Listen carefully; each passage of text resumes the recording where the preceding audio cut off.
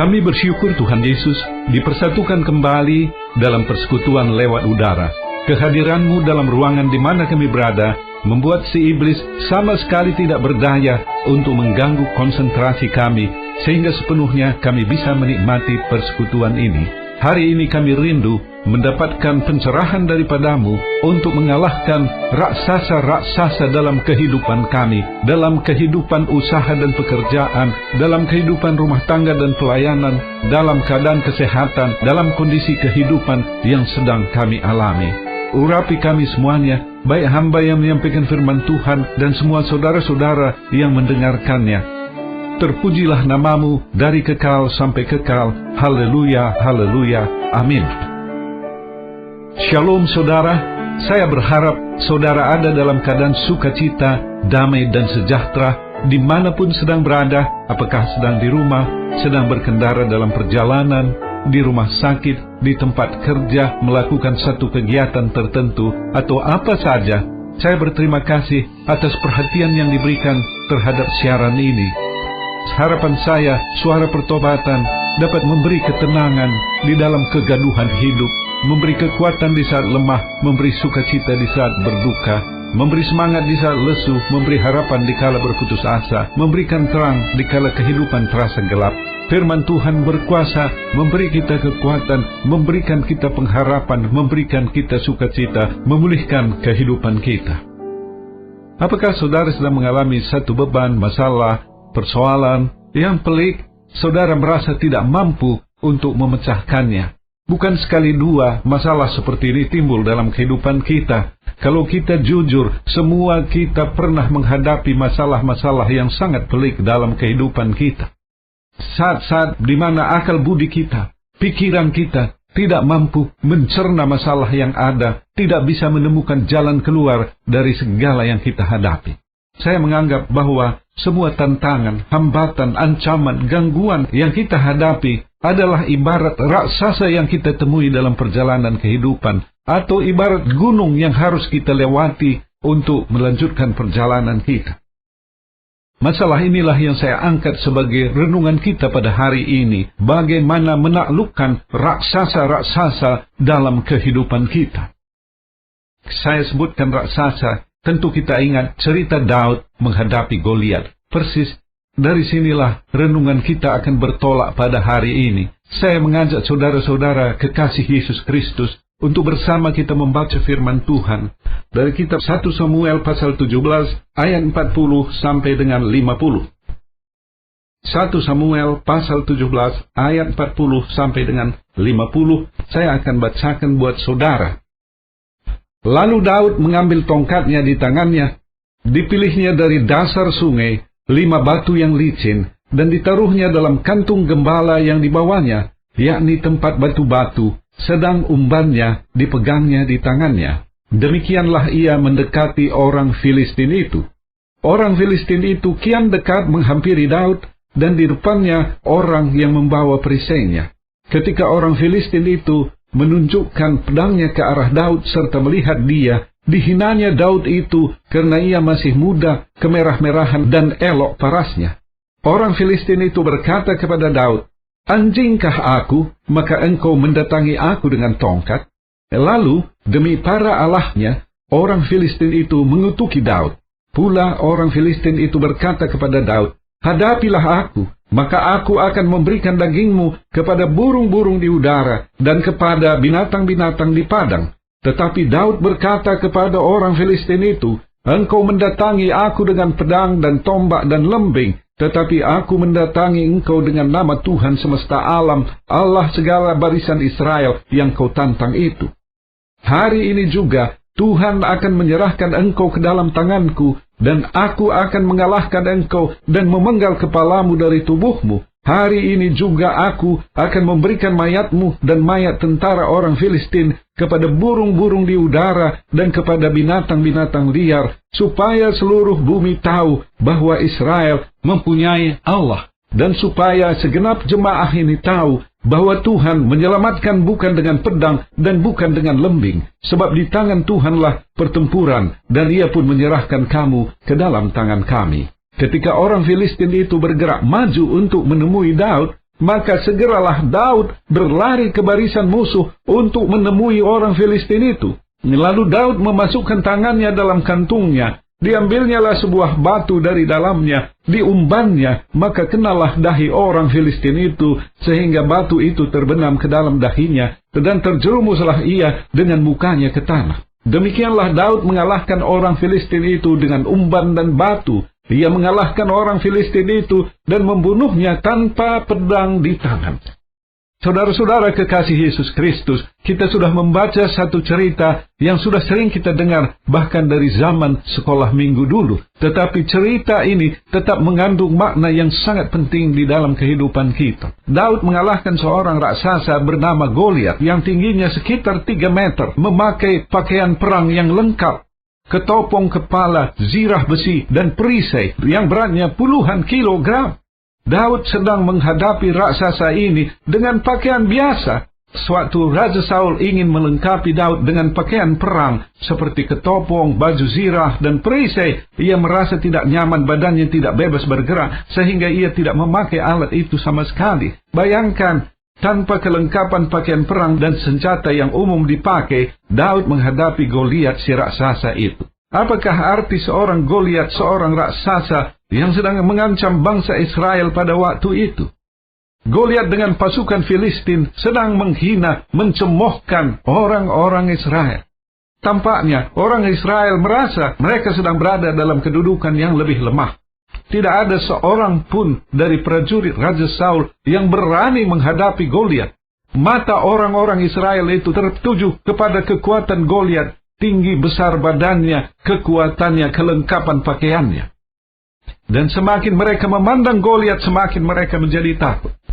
Goliat, sang raksasa, adalah sesuatu yang menakutkan bagi bangsa Israel, sesuatu yang menjadi ancaman bagi bangsa Israel, sesuatu yang mempengaruhi hidup mati mereka, sesuatu yang mempengaruhi hari depan mereka. Demikian juga kita dalam kehidupan ini menghadapi raksasa-raksasa dalam bentuk lain.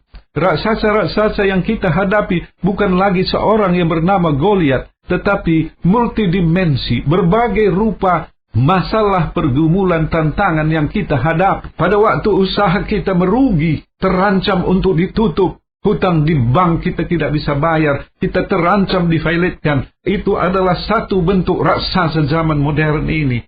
Kalau hubungan kita suami istri sedang menghadapi masalah, dan bahkan barangkali sudah diputuskan bercerai di pengadilan, tidak merasa kuat lagi untuk menghadapi kehidupan di depan ini. Kalau kita sudah bertahun-tahun merasa melayani, tetapi kita melihat kemunduran di dalam pelayanan, sehingga kita bingung, tidak tahu lagi apa yang dilakukan ke depan ini. Ini adalah salah satu bentuk raksasa yang kita temui dalam pelayanan. Kalau kita berkunjung ke dokter dan dokter mengatakan kita menderita suatu penyakit yang tidak bisa disembuhkan dan bahkan sudah memvonis kita hidup beberapa bulan lagi. Ini adalah satu bentuk raksasa lain yang kita temui dalam kehidupan kita. Kadang-kadang usia lanjut adalah raksasa penghalang dalam kehidupan kita. Faktor usia membuat kita tidak percaya diri melakukan aktivitas. Barangkali kita bisa belajar dari Kolonel Sanders. Ia adalah pendiri dari restoran siap saji Kentucky Fried Chicken. Pada usia ke-60, ia harus tutup restoran kecilnya karena di tanah itu akan dibangun sebuah jalan raya. Banyak orang seusianya dalam keadaan seperti itu lemparkan handuk putih ke ring pertandingan tinju, tanda menyerah. Tetapi Kolonel Sanders tidak menyerah. Ia mulai melakukan perjalanan panjang dengan mobil tuanya, menjajakan resep ayamnya ke restoran-restoran satu demi satu ia kunjungi. Menurut cerita, 1009 restoran yang dikunjunginya menyatakan tidak berminat. Baru pada kunjungan berikutnya, kunjungan yang ke-1010, sebuah restoran mau coba resep ayam dari Kolonel Sanders. Ternyata resep Kentucky Fried Chicken disenangi oleh masyarakat dan jumlah restorannya bertambah dan bertambah banyak. Sampai saat ini, Kentucky Fried Chicken termasuk salah satu restoran siap saji yang paling banyak jumlahnya di dunia. Saudara kekasih Yesus Kristus, kalahkan raksasa yang bernama usia lanjut yang seolah menghalangi kita untuk melakukan aktivitas dan kegiatan, khususnya dalam melayani Tuhan. Pada pokoknya, semua tantangan, hambatan, ancaman, gangguan yang kita hadapi, di mana akal budi dan pikiran kita tidak bisa memecahkan, itu adalah raksasa-raksasa dalam kehidupan kita. Kita semua pernah mengalaminya, atau barangkali sedang berada dalam masalah seperti ini. Pada waktu pikiran akal budi mengatakan tidak ada jalan keluar, saudara jangan takut. Saudara yang dikasihi Yesus Kristus, jangan menyerah, jangan berputus asa. Mari kita belajar dari cerita yang baru kita baca. Ada beberapa hal yang kita bisa pelajari di sini. Pertama, Daud sebenarnya bukan seorang prajurit yang terlatih. Dia adalah seorang pengembala domba. Tetapi Daud memiliki sesuatu yang tidak dimiliki oleh prajurit-prajurit Raja Saul. Apakah itu? Iman. Ia memiliki iman bahwa Goliat yang menghina umat pilihan Allah, umat Israel, pasti dapat dikalahkannya. Itu adalah imannya. Daud tidak dilatih sebagai seorang militer, tetapi ia dilatih oleh Tuhan hidup dalam iman. Iman Daud yang besar ini tidak ujuk-ujuk timbul pada waktu itu, tetapi iman Daud sudah dilatih secara bertahap, sudah mengalami latihan-latihan di dalam kehidupannya. Dalam menggembalakan kambing domba, apabila datang singa dan beruang menerkam seekor domba dari kawanannya, maka Daud akan mengejarnya, menghajarnya, dan melepaskan domba itu dari mulutnya. Bahkan apabila singa atau beruang itu menyerangnya, maka Daud akan menghajar dan membunuhnya. Iman Daud sudah dilatih oleh Tuhan di padang penggembalaannya. Iman Daud dilatih oleh Tuhan di tempat di mana dia berada. Bukannya dilatih di satu sekolah khusus atau di tempat lain. Demikian juga dengan kita. Latihan iman itu kita hadapi di tempat di mana kita sedang berada, di pekerjaan kita. Apakah kita seorang pengusaha pedagang? Apakah kita seorang sopir atau kernet angkutan? Seorang yang jualan di kios? Seorang dosen, seorang pegawai? Di mana saja, di tempat di mana kita berada, di sana ada singa dan beruang. Di sana ada masalah-masalah yang perlu diatasi dengan iman. Pada waktu kita melangkah dengan iman yang kecil ini, kita melihat Tuhan tolong kita, memberanikan kita untuk menghadapi masalah-masalah yang lebih besar, sehingga Daud mengimani secara penuh bahwa ia bisa mengalahkan Goliat. Kita juga lewat pengalaman-pengalaman iman bergaul dengan Tuhan, mendapatkan satu kepastian iman bahwa kita bisa mengalahkan raksasa-raksasa yang di depan kita ini, dalam usaha pekerjaan, dalam kehidupan keluarga, dalam kesehatan, ataupun masalah-masalah lainnya yang kita hadapi. Saudara-saudara kekasih Yesus Kristus, langkah iman adalah langkah nyerempet-nyerempet bahaya, sering sekali antara hidup dan mati. Kalau seorang berkata, saya ambil langkah iman, nanti siang saya akan makan di restoran Jepang. Ini bukan langkah iman. Langkah iman adalah sesuatu yang nyerempet bahaya. Pada waktu Daud berlari mengejar Goliat, nyawanya terancam, itulah langkah iman. Ketika Abraham meninggalkan tanah Haran, sama sekali tidak tahu apa yang ia akan hadapi di sana. Abraham mengambil langkah iman. Ketika Daniel tidak menuruti perintah Raja Darius supaya tidak berdoa kepada Tuhan, walau risikonya adalah gua singa, Daniel mengambil langkah iman. Ketika Sadrak, Mesak, dan Abednego tidak menuruti perintah Raja Nebukadnezar untuk menyembah patung, walau risikonya dimasukkan ke dalam perapian yang bernyala-nyala, mereka mengambil langkah iman. Kalau seorang meninggalkan aktivitas kegiatannya untuk menjadi penginjil di satu negeri yang jauh, itu adalah langkah iman. Kalau seorang berkata bahwa ia akan meninggalkan pekerjaan kesehariannya dan melayani sebagai hamba Tuhan, itu adalah langkah iman. Berikutnya, prajurit-prajurit Israel memandang Goliat dan kemudian merasa takut karena mereka membandingkan Goliat dengan kekuatannya sendiri. Daud tidak membandingkan Goliat dengan dirinya, tetapi ia membandingkan Goliat dengan Tuhan. Tuhan lebih besar daripada raksasa itu. Inilah yang dia pegang. Saudara, apabila kita membandingkan diri kita, kekuatan kita dengan raksasa-raksasa dalam kehidupan ini, kita menjadi takut karena secara pikiran dan akal budi kita tidak akan mampu mengalahkannya. Tetapi pandanglah kepada Tuhan. Tuhan lebih besar daripada permasalahan pergumulan seberat sebesar apapun yang kita hadapi. Oleh karena itu kita menjadi berani, karena Tuhanlah yang berperang bagi kita. Bagian lain yang kita bisa lihat dari cerita tentang Daud dan Goliat. Goliat mempersiapkan pakaian perangnya dengan lengkap. Ketopong kepala, baju zirah, perisai, lembing dan pedang. Tetapi Daud sama sekali tidak diperlengkapi dengan pakaian perang yang wajar. Ia hanya bawa umban dan beberapa batu.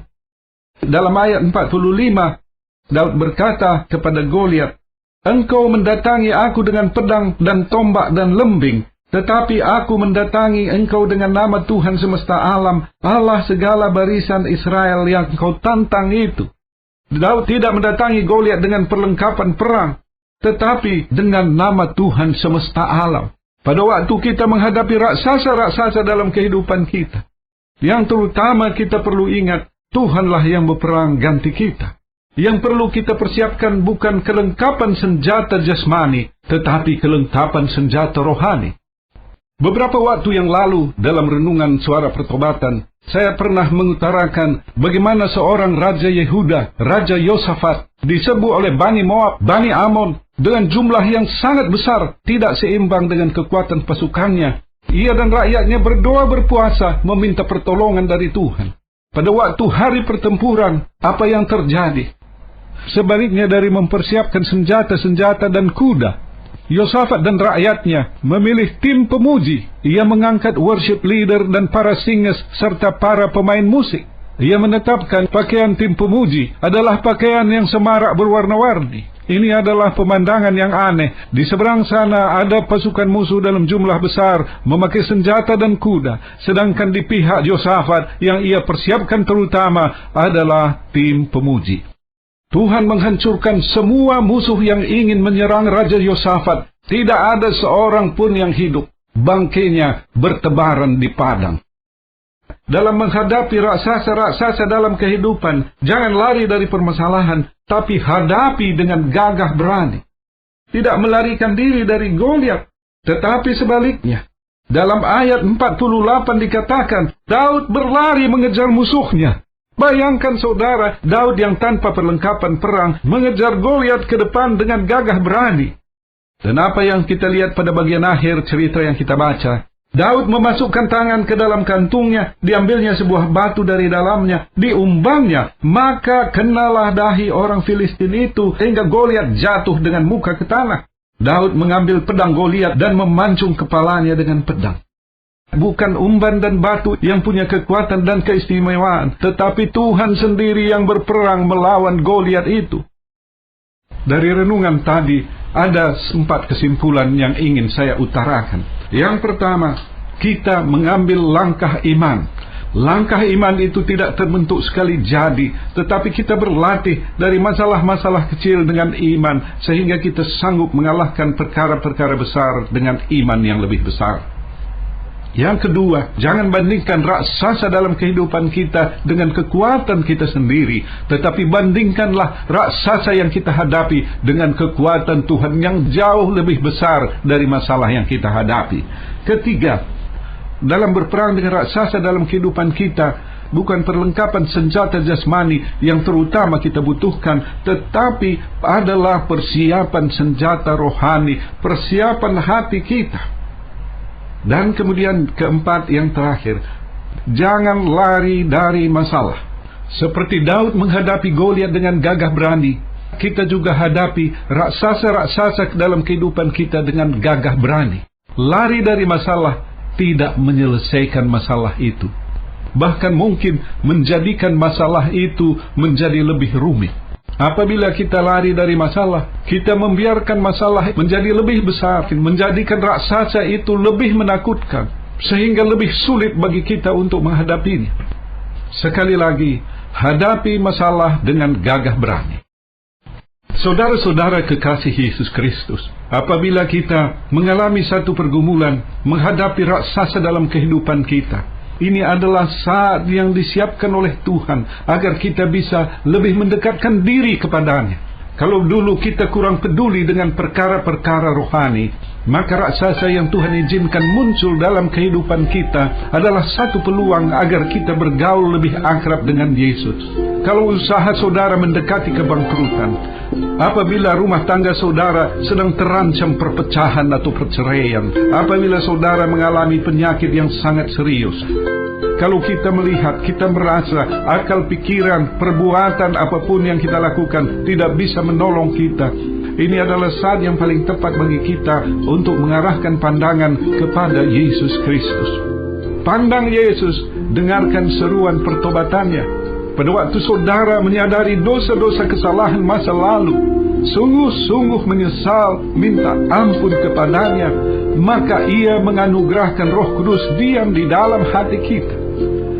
Pada waktu Roh Kudus diam di dalam hati kita, kita menjadi anak Allah, menjadi biji matanya. Ia akan campur tangan dalam kehidupan kita, dalam semua masalah yang kita hadapi. Tingkatkan aktivitas rohani kita, mengikuti ibadah persekutuan ataupun kebaktian kebangunan rohani, berbicara konsultasi dengan hamba-hamba Tuhan. Tuhan Yesus memberkati kita semuanya berlimpah-limpah. Bagi saudara yang dijamah oleh firman Tuhan, oleh Roh Kudus, sehingga saudara menyadari dosa-dosa saudara, jalan tersesat selama ini, ikuti saya mengucapkan sebuah doa sederhana.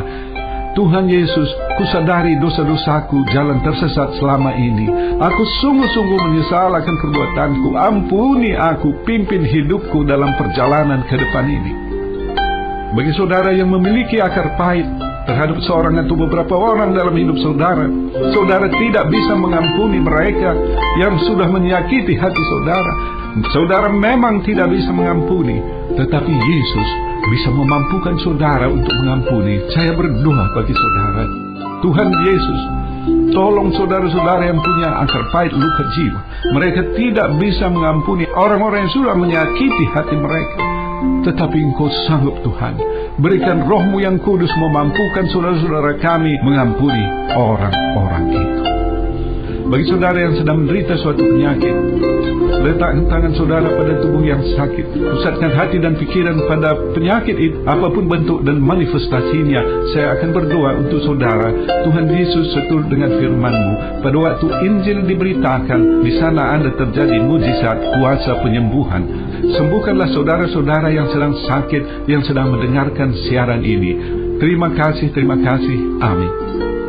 Akhirnya saya berdoa bagi semua pendengar siaran ini, dimanapun mereka berada, berkati rumah tangga, berkati usaha pekerjaan dan studi, sehingga kami sama-sama bisa merasakan betapa besarnya kasih-Mu, berkat-Mu bagi kami. Terpujilah nama-Mu dari kekal sampai kekal. Haleluya, haleluya, amin.